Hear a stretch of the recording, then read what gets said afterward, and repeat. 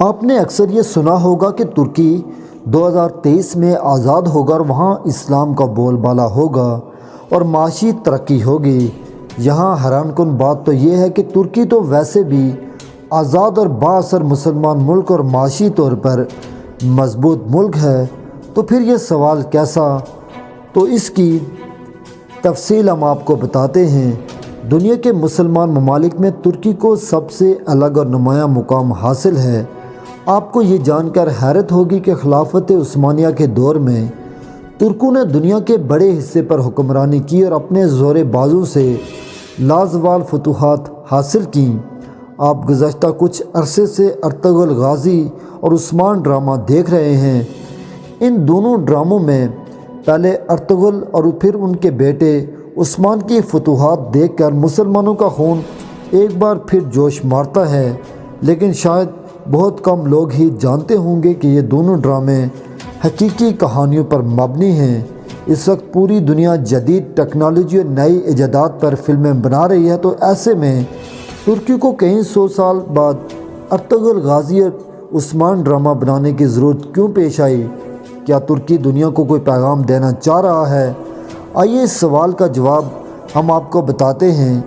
جہاں تک یہ سوال ہے کہ 2023 میں ترکی آزادی حاصل کر لے گا، تو بہت پہلے اس پر بات کرتے ہیں کہ آج جدید دنیا میں ترکی کو اقوام عالم میں ایک نمایاں اور اہم مقام حاصل ہے۔ ایٹمی قوت نہ ہونے کے باوجود ترکی دنیا کی بڑی بڑی طاقتوں کی آنکھوں میں آنکھیں ڈال کر بات کرتا ہے۔ 2023 میں ترکی کس سے آزادی لے گا اور اس قبضے کی حقیقت کیا ہے؟ آئیے اس پر بھی ایک نظر ڈالتے ہیں۔ 1517 سے 1924 تک خلافت عثمانیہ کے دور میں تین براعظموں یعنی جنوب مشرقی یورپ، مغربی ایشیا اور شمالی افریقہ پر سلطنت عثمانیہ کا راج تھا۔ ارطغرل غازی اور ان کے بیٹے عثمان نے مسلمانوں کو شاندار اور ناقابل یقین فتوحات دلا کر پوری دنیا کو ہلا کر رکھ دیا تھا، جس کے بعد 600 سال سے زائد عرصے تک تین براعظموں پر سلطنت عثمانیہ کی حکمرانی رہی۔ اب آپ سوچ رہے ہوں گے کہ 6 صدیوں تک دنیا پر راج کرنے والی قوم خود محکوم کیسے ہو گئی؟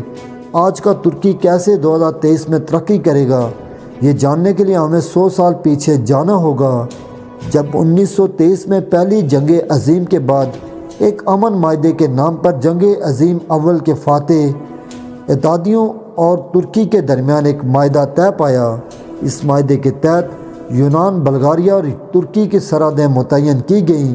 قبرص، عراق اور شام پر ترکی کا دعویٰ ختم کر کے سرحدوں کا تعین کیا گیا اور اس معاہدے کے تحت جمہوریہ ترکی کو عالمی سطح پر تسلیم کیا گیا۔ اس معاہدے کی روح سے خلافت عثمانیہ ختم کر دی گئی اور ترکی نے تینوں براعظموں میں موجود خلافت کے اثاثوں اور املاک سے دستبرداری اختیار کر لی تھی۔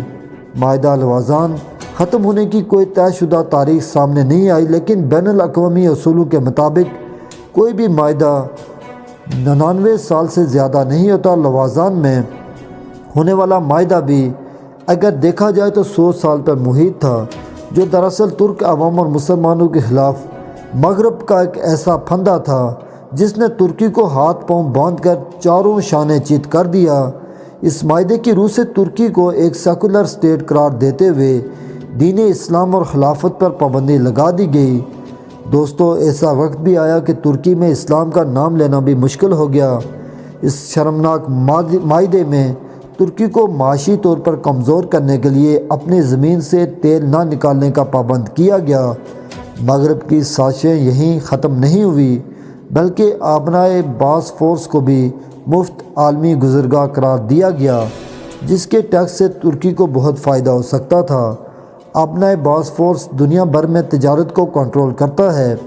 اس راستے سے روزانہ سینکڑوں بحری جہاز گزرتے ہیں، لیکن لوزان معاہدے میں اسے بین الاقوامی گزرگاہ قرار دے دیا گیا تھا اور ترکی کو بحری جہازوں پر ٹیکس لگانے سے روک دیا گیا تھا۔ آپ کو بتاتے چلے کہ آبنائے باسفورس کی طرز کی ایک آبی گزرگاہ سویز کینال کے نام سے مشہور ہے، جو بحیرہ روم کو بحیرہ قلزم سے ملاتی ہے۔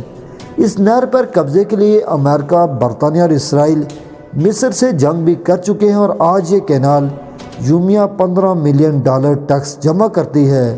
ترکی نے 100 سال تک اس ظالمانہ معاہدے پر عمل کیا، لیکن 2023 میں معاہدے سے نکلنے کے بعد اپنی سرزمین سے تیل اور دیگر معدنیات نکالنے کے علاوہ آبنائے باسفورس پر ٹیکس لگا کر اپنی معیشت کو مضبوط بنا سکتا ہے۔ ترکی کے صدر طیب اردگان بھی 2023 کو اپنی قوم کے لیے بہت اہم قرار دے چکے ہیں۔